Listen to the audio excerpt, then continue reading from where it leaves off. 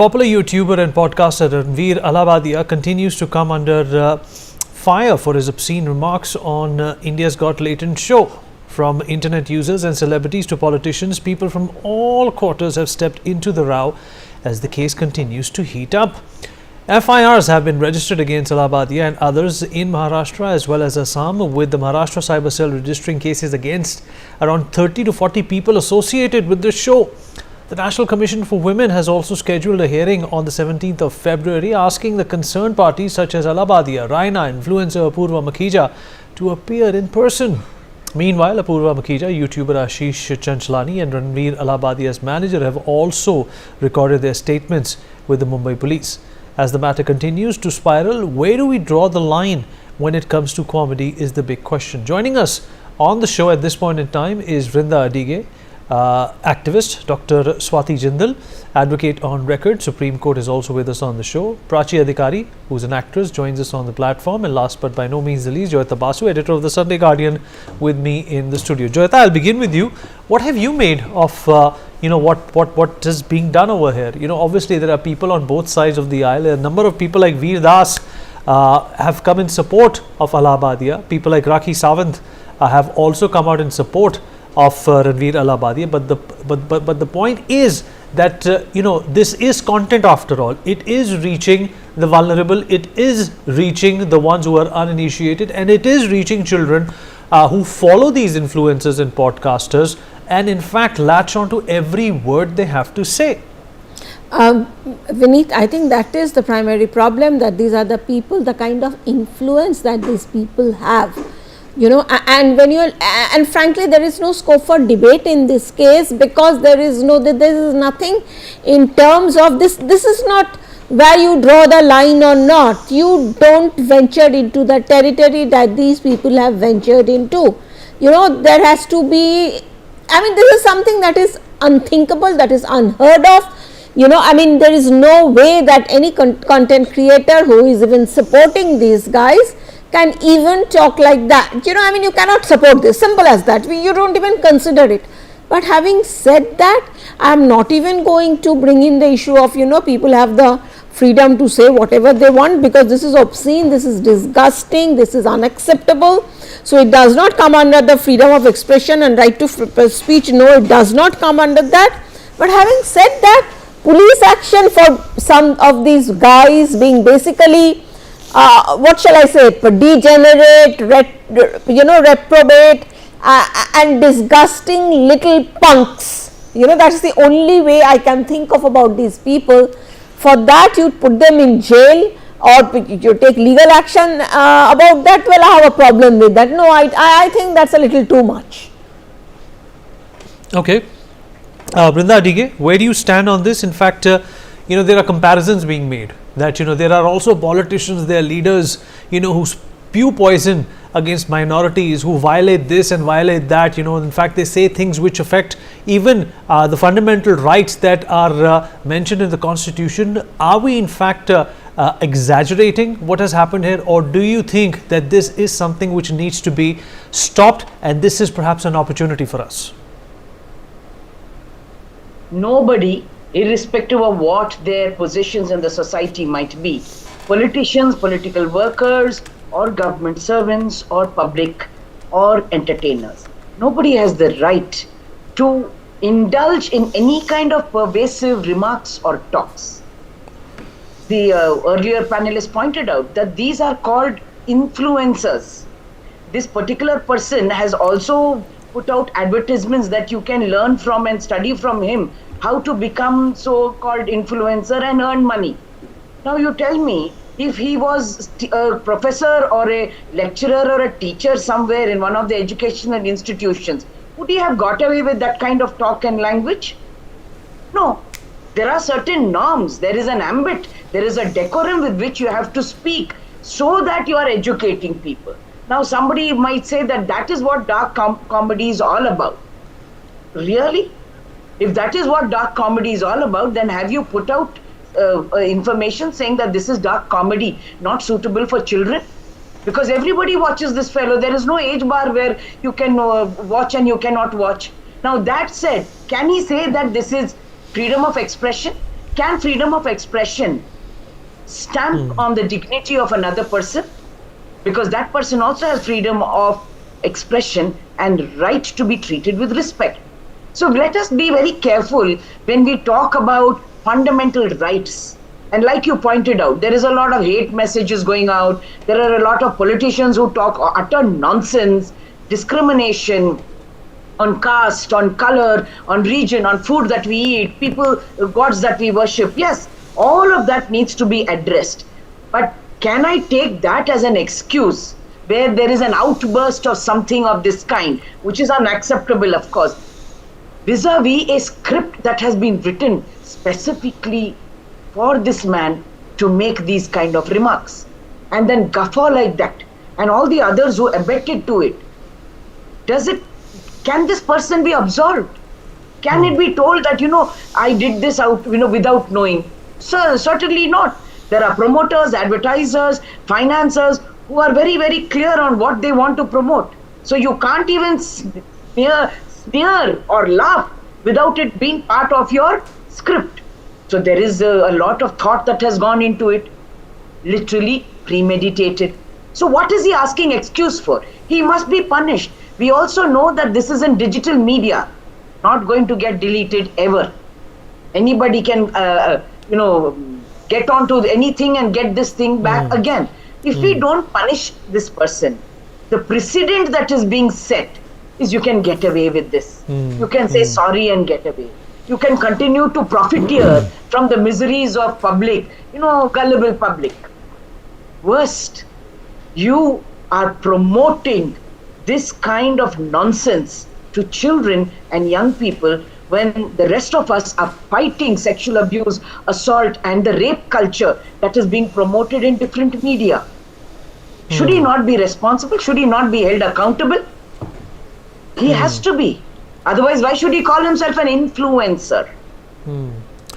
In fact, Prachi Adhikari, Ranveer Allahbadia is considered to be one of the biggest influencers in the country, and perhaps he may have, inadvertently signed, on the demise of his own popularity by indulging in conversation which is so cross. He's 31 years of age. Obviously, this is a learning experience for him, but the damage is done. He's never going back to the glory that he enjoyed before this event. He's never getting back that respect. He's not going to be looked at the same way as he was looked upon. In fact, people like B. Prak have already cancelled their podcast with him. He's lost about 3 million followers in a matter of 48 to 72 hours. What kind of a learning does this present? And do you think that the government perhaps definitely needs to come in now to contain and control this kind of content? And the argument that can be made from an entertainment point of view, you have OTT shows, which of course use a lot of misogynistic messages, a lot of abuses. What about them? Why should only these people be singled out? Well, if we talk about the influencer available in India, I mean, those who are doing the podcast and other kind of shows, he's not the only person who's making such kind of remarks. There are more people like that. And if we go back to the history, I mean, if we see his other shows, he was quite decent. I don't know what gone wrong with him. And if you ask me personally, I know in the name of perverted trash or vulgar, obscene content, people are using filthy language and they are asking dirty questions, and there is a certain kind of censorship is required for stopping such kind of nonsense, which is available to the kids also, and this can pollute the entire generation next or the generation, we can say. But we cannot say that we need to punish him by sending him to jail. If he I mean, he is not a repeat offender. This is the first time he has done such kind of, because he, as the co-panelist said, that he was given a script. So if you go into a show, nothing you speak is yours. It is of the director or the script writer. Wait a minute. It's not a movie, Prachi. It's not a movie. It's a show, right? And he can decide. He's not dumb not to realize what he's about to say, right? You can object. Even actors object. Even actors object. He could have saved himself by saying such, passing such remark. He would have asked for a change, but I don't know what he had taken that time, what he got influenced to say, and he has passed such a dirty remark, and that also for disabled people and also for parents, and it can, it is not acceptable in our society. Yes, when he was saying that verbally, he was giving his sorry speech and all that time, I told my friends also that he should have gone for a written apology, and he could have come on his own show and asked for an apology there, that he did it and it was a blunder, and he wouldn't repeat it again. And I don't think he shouldn't be given a chance. I think he was quite a decent guy in his previous shows, and he lost already. He got punished. He has lost a lot of things. The name he made. I think this is enough punishment. I think I mean, you look at this. Perhaps okay. I see your point, Prachi. I see your point. I see your point, Prachi. I see your point. And Joyita, do you think that perhaps whatever podcast that Ranveer Allahbadia did, they were perhaps scripted, and what happened at this particular show, I'm going to come to you after this, Dr. Swati Jindal, and what happened at this particular show was unscripted, and that is why we got to see this side? No, I think it was scripted. That is the worst part about it. I think it was scripted. I think it was ripped off from some British comedy or some kind of a stand-up comedy in Britain. That is what I'm hearing about it. Which makes it worse. Yeah, so which makes it even worse, that they knew what they were doing. So, but at the same time, if you go around arresting people or taking such action against comedians for being brainless and for being, not only brainless, also whatever these people have shown themselves to be. Again, I'm going to use the word decadent, reprobate, degenerate people. There are so many people in this society who do not maybe come forward, but yes, there should be, the only way you can make these people suffer is that deplatform them. Deplatform them, cut their source of money, and then that is when they will be, and that is what they are doing anyway. I saw this video of this guy who is crying buckets, this Allahbadia guy who was saying such nonsense, that BR biceps, that was an earlier video. No, this is the latest one. I saw one. No, it's an earlier video. Okay. He has not done that. That was done in the past. He's apologized. In fact, his apology also invited a lot of ire because people felt that he was being very passive about it. Dr. Swati Jindal, there is obviously the concept of freedom of speech that is brought in when people are persecuted or prosecuted for something that they have said which is unsavory or against our culture. I remember just a few months ago there was something similar which was put out in the Supreme Court as well. It pertained to a channel, it pertained to an anchor who said something, and he was dragged to court. In fact, the former Chief Justice of India, Mr. Chandrachud, went on to say that, I cannot deny this person his freedom of speech, but I would advocate that nobody should watch his channel. Obviously, freedom of speech is an important facet to this entire saga, but the fact of the matter is there is some responsibility also that comes with freedom of speech. You cannot go around saying anything and everything you want. You will have complete chaos. Dr. Swati Jindal, that's for you. Yes, Vineet. They say that a prick of the sword you may recover, but a prick of the tongue you will never get over. It is very sad that today it is we, the people, who have made these people the influencers.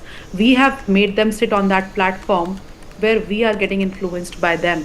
Yes, we do have the freedom of speech. The Constitution has made this guarantee to all the citizens of India that yes, you can go ahead, speak your mind. But at that time, because every right comes with a corresponding duty, do we not have the duty to impose reasonable restrictions on ourselves whenever we go out there? Especially when you're speaking on a public platform, any social media for that matter, and you call yourself an influencer, you have an added responsibility on your shoulders.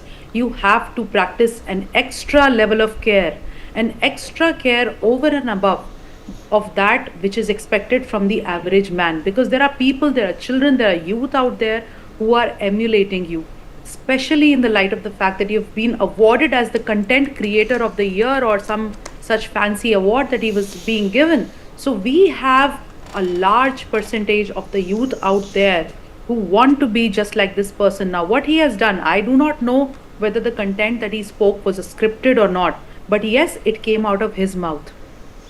Having been sitting on that platform for a long time, having interviewed personalities such as our Prime Minister himself, and having other people, and having that kind of an image, where you are telling people that, look, I am Beer Biceps, I am Allahbadia, and this is who you emulate. You come out on another public platform, one that has been in a soup so many times in the past, and you say certain things at that time. Have you lost your cognitive faculty? Do you not understand what is falling from your lips at that time? Do you forget that you've been awarded the content creator? How far would you go for money? How far would you go for subscribers? How far would you go for likes? And how low would you fall so that you create that content which is going to be accepted by all? So are we today, by letting such people go scot free, not normalizing such a behavior? That is what my question is. By showing certain things on social media platforms again and again, we normalize them to such an extent that there might come a time when such questions are asked to other people in regularity without us batting an eyelid. See, we cannot forget that this question is also not a genuine question that was posed by him. It is not an original one, so to say, because he has ripped it off, like one of the speakers before me said, from another show. We must understand that the show was being aired in a country where the cultural mindset is totally different, and maybe they have reached that stage where such statements are totally all right for them. It is okay to consume such statements sitting in your bedrooms, sitting in your drawing rooms. But here in India, right, and you're absolutely right. You're absolutely right. And some call us regressive. I just call myself, I am a proud Indian who belongs to a certain cultural background, and I ask myself, is this content okay to be viewed by people at large? You're absolutely right. And Vrindaji, do you think that in a country where misogyny, where patriarchy, where incidents related to rape have created, such sensationalism, there has to be some collective responsibility with touchy subjects, especially when you're a curator, when you're an influencer, when you're somebody people look up to, when you're somebody people emulate. Absolutely. There cannot be any doubt that you have to speak and behave with a certain decorum, irrespective of what might be happening in other countries, what might be happening in other societies. What has to be, do those people get Prime Minister and President awards? Have those fellows got all of this? No, you have got it, which means you have to maintain a certain value system. Now, that is not what we are trying to say, that, you morally police us and talk in this kind of a manner and your freedom of expression is going to be curtailed. But there has to be a show of respect and dignity. You cannot put a participant into a spot over there asking for this on a public platform. You know that children are... See, again and again, let's come back to this whole thing. Today, pornography is so easily available in anybody's phone. We are not like Korea, Japan or China, where young people and minors cannot access porn. If that is possible, what are you trying to tell when this kind of talk is happening? How are parents going to feel? I have another question to this man. Would he have the same conversation with his family, his parents, his brothers and sisters at the dining table? And will he consider this to be a very close-knit family where he can speak like that to them? If you cannot do this to your family, how dare you speak like this? So you have a point there. In fact, let me get Joyita Basu into this last comment as well. So Joyita, he would not have this conversation with his family. Do you think that all this attention and fame and rubbing shoulders with and hobnobbing with the who's who of the world, has made a lot of these influences impervious to a moral compass? Yes, I think you are largely right on this, because you see, First of all, if you remember that, and these are very Western concepts that they are trying to bring into India, without realizing, or perhaps realizing that their whole intention is to shock, that the society here is much more conservative and will be shocked about it. Say for example, the roast that happens, they use the most, ugliest abuses and epithets when they are roasting somebody. Correct. If you remember, there was a huge controversy over this, and one of the actresses got very upset about the kind of abuses and the words that were used against her. But that is supposed to be entertainment. But the problem is, you see, there is still a section, who call themselves ultra modern, hyper, they are international, travelers, and they will actually say, well, so what is the big thing? This is all part of a joke, and that is what this is an accepted way of joking in the West. So we will never progress, we will never be modern if we do not accept such norms. But the problem is, you see, it is hugely problematic. Whatever has happened is hugely problematic. But again, I am going to say, having said all this, there is an element of hurting these guys, because of, there is an element of jealousy also involved. There is an attempt to bring these people down, and there is also talk in terms of that this could actually be some sort of a conspiracy. We don't know what exactly happened. Until and unless these people are coming out and saying whatever. Apparently this video was not supposed to be leaked, okay, but then that is even worse than, it's very abhorrent, because they thought that they can get away by doing these things behind closed doors.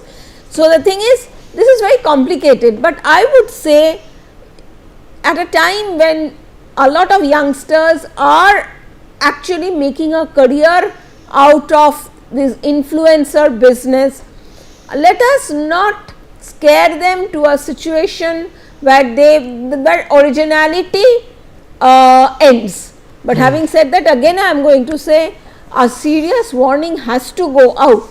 You don't have to arrest people like that. You have to give a warning. You have to ensure that they are deplatformed. You have to ensure, put pressure on, He's lost 3 million followers, which is a huge number. But I am certain he has got some followers as well.